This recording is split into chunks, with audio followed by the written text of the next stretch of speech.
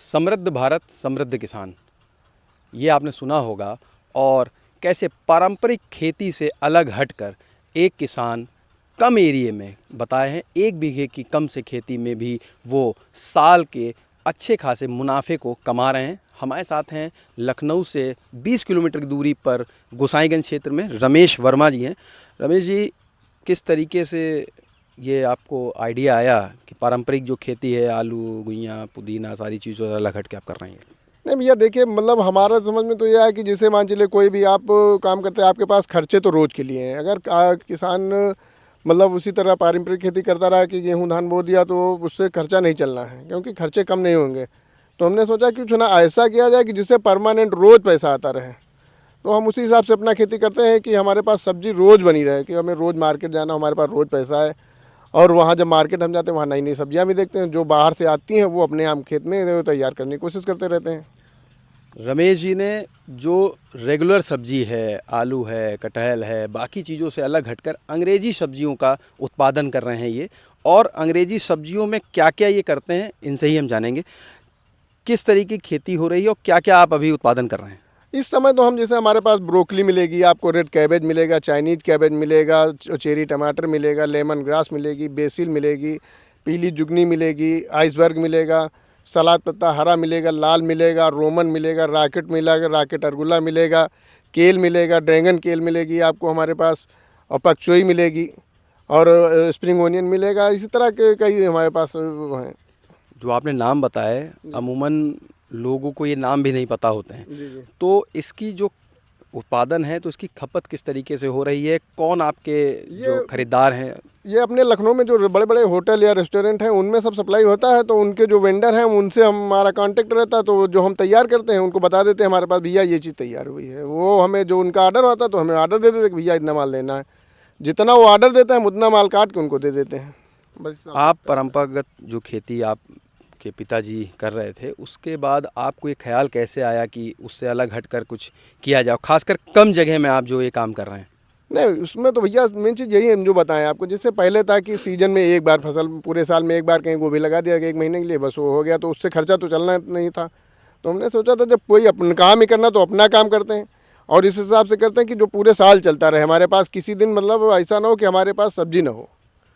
तो अगर जो हमारे पास पूरे दिन सब्जी होगी तो भाई कितना भी मद्दा बिके कुछ ना हो, अगर हम रोज़ मार्केट जा रहे हैं तो हमारा खर्चा पूरा तो निकलता ही रहेगा और कुछ तो बचेगा। बस पहले हमने जब देसी सब्जी किया फिर भी हम यही सोचते थे कि हमें परमानेंट लखनऊ मतलब मार्केट बेचना है। भाई अगर मान लिया हम 500 तक पैदा करते थे तो पता लगा 200-300 खर्चा हो गया, 200 तो बच गए।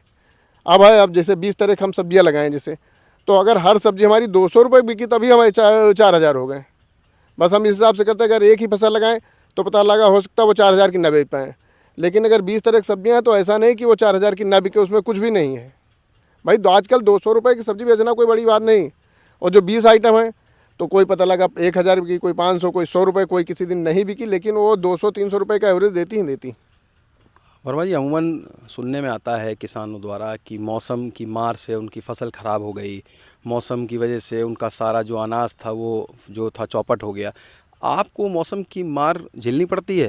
नहीं, मौसम की मार झेलनी पड़ती है, लेकिन हम बताते हैं कि हमारे पास हर 15 दिन पर शिफ्ट लगती है। अगर कोई मौसम ख़राब हो या वो कुछ हुआ तो 15 दिन में अगर एक फसल ख़राब हो रही, दूसरी हमारी फ्री आ रही। तो अगर एक में हमारा नुकसान हो रहा है तो दूसरा कवर कर रहा है। और जो परमानेंट अगर जैसे आपके पास चलता रहता है तो फिर उसमें नुकसान और फ़ायदा कुछ समझ में आता नहीं है। बस ये होता है कि भाई हमें अगर आज 10,000 मिले, अगर मौसम को जैसे फसल ख़राब हुई तो 5,000 तो मिल ही रहा हमें। तो इस हिसाब से हम काम करते हैं भैया। तो कितने क्षेत्रफल में आप ये काम कर रहे हैं और कितना आपका लागत आ रही है, और मुनाफा की अगर बात करें तो कितनी होता है? अभी तो हम मान चलिए 1 हेक्टेयर हमारा 1 बीघा अपना है, 3 बीघे हम किराए पे लिए हैं, उसमें खेती करवा रहे हैं। तो वही करीब 15 लाख और 20 लाख के आसपास बीच में होता है। मतलब सब्जी पूरे साल में हो जाती है सब्जी। उसमें 6-7 लाख रुपए खर्चा भी होता है। भाई लेबर हमारे पास 4 लेबर हैं, उनको देखना हो, बीज और खाद दवाएँ सब होता है। तो करीब भाई 10-12 लाख रुपये तो आराम से बच जाता है। 10 से 12 लाख। जी। और जो आपकी ये सब्जी की पैदावार है तो उसका किस तरीके कोई नुकसान होता है कि रह गई सब्जी बच गई? नहीं नहीं भैया, यही तो है कि हम कोई चीज़ ज़्यादा नहीं लगाते हैं। अब जैसे आप देख रहे होंगे, आप तो देखें कि हमारे खासकर पास कौन सी सब्जी ज़्यादा आपकी मार्केट में या होटल्स में सप्लाई होती है? सप्लाई में, जैसे आप ब्रोकली, अब पहले तो बहुत कम बिकती थी, अब तो आपके पास अगर 100 किलो भी है तो बिक जा रही है। और मान चलिए जैसे ब्रोकली हुई, सलाद पत्ता हुआ, ये आइसबर्ग हुआ, ये सब बिक जा रहा है। तो उनको थोड़ा ज़्यादा लगाते हैं, और बाकी कोई 1 बिस्वा लगाएं, कोई 2 बिस्वा लगाएं, इस हिसाब से थोड़ा थोड़ा करके लगाते रहते हैं। ये सब्जियों की अगर हाल में जो अंग्रेज़ी सब्जी आप ये पैदा कर रहे हैं तो इसका क्या कारण है कि लोग इसको पसंद ज़्यादा कर रहे हैं? क्योंकि समय के हिसाब से परिवर्तन हो रहा है इसलिए ये पसंद की जा रही सब्जी, क्योंकि अमूमन तो वही रूटीन सब्जी ही लोग खाते हैं। भाई देखिए, मेन चीज़ तो ये है कि जो मतलब भाई जो छोटा आदमी है वो आलू खा के काम चला रहा है, जो बड़ा आदमी का है तो उसको मतलब हाईटेक, भाई जो आदमी सोच रहा है जो महंगा हो, बाहर से आ रहा हो, महंगा हो। हम भी ये सोच रहे हैं जो बाहर से आ रहा है हम अपने खेत में पैदा करेंगे, बस ये हमारा एक है।